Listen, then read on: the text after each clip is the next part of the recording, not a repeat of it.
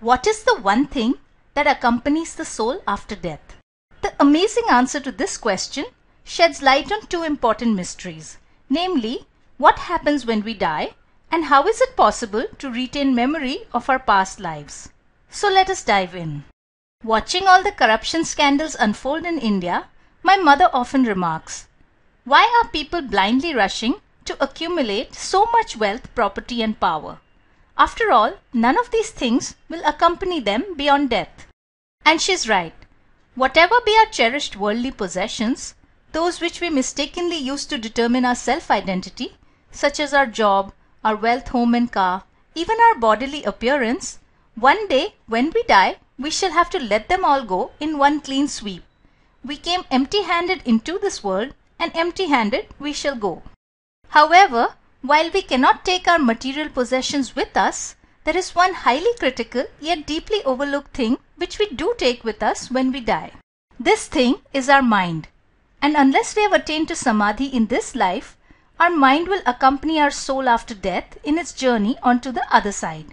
This fact has been explained by Swami Vivekananda when he said, "This Atman or soul goes through birth and death accompanied by the mind."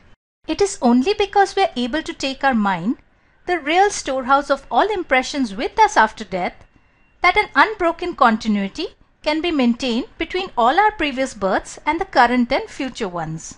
But how exactly does the soul take the mind with it after death?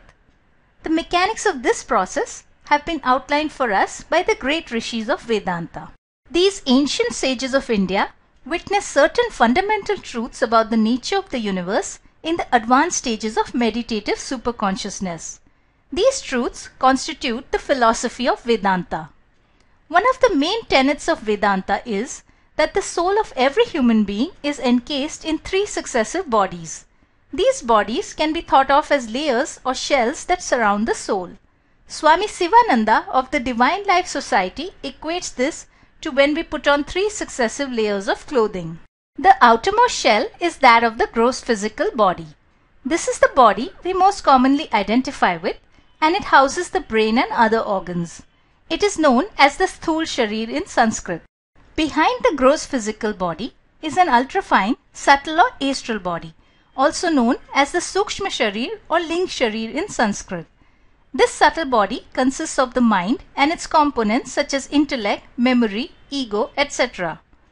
Because the subtle body is a carrier for the mind, therefore it is also known as a mental body.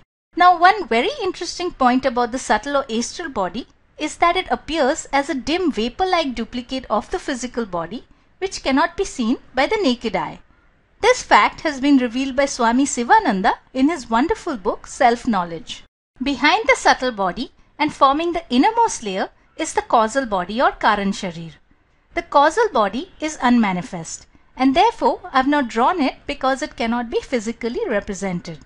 Finally, behind the 3 bodies, as the witness and ruler of them all, stands our soul or Atman, the source of consciousness. Now, from this little discussion, we have seen that each individual or jiva in Sanskrit is comprised of 4 things: the real self, the Atman or soul, and the 3 successive bodies that encase the soul. Having attained to this knowledge, we are now in a position to delve into the process of death and rebirth. So what happens at the time of death? According to Vedanta philosophy, at the moment of death, the soul and the inner 2 cores separate from the outermost covering of the gross physical body, and the soul, clothed in the subtle and causal bodies, journeys on. Thus says Swami Sivananda, death is only a separation of the subtle or astral body from the physical body. Just as a person passes from one room to another, the soul passes from the gross plane of existence to the subtle. Now, this subtle body or Sukshma Sharir, as we have seen earlier, is the carrier for the mind. Till a person is living, he or she is clothed in all 3 bodies, and the mind is merged with the brain and body. But upon death, the physical body is shed, and as Swami Vivekananda has explained, the soul goes out and carries part of the mind with it.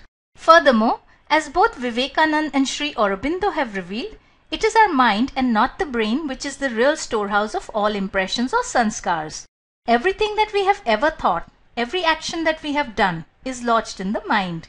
in the lower layer of the Chit or subconscious mind, the impressions of all things seen, thought, sensed and felt are recorded. For this reason, even though the brain has been left behind at death, a lifetime of impressions or sanskars stored in the subconscious mind accompany the soul after death. What's more, since the same mind has been evolving and traveling with us from birth to birth, therefore the impressions of all lives past as well as those of the current one are stored in the subconscious mind. When the soul takes a new birth, this entire library of past impressions can potentially be accessed by the new brain, and in this way it is possible to remember our past lives. Now, in the normal course of things, these past life impressions remain buried deep within the recesses of our subconscious mind, and therefore most people are unable to recall their past lives. However, in certain special situations, such as when a soul reincarnates quickly without spending too much time in the subtle world, or through hypnosis, or through certain highly evolved yogic processes such as Kundalini awakening, it is possible to remember events from the immediate or some or even all of our past lives. One of the most famous verses from the Bhagavad Gita which captures these possibilities is when Lord Krishna tells Arjun, "Many births of mine have passed as well as yours, O Arjun. I know them all, but you know them not." Even Lord Buddha remembered many of his past lives, including the times when his soul was evolving through animal births. This brings us to the end of our presentation. Thank you so much for watching. If you have further questions in your heart surrounding God, soul, consciousness, life and death, then be sure to visit my website, The Spiritual Bee, at www.spiritualbee.com.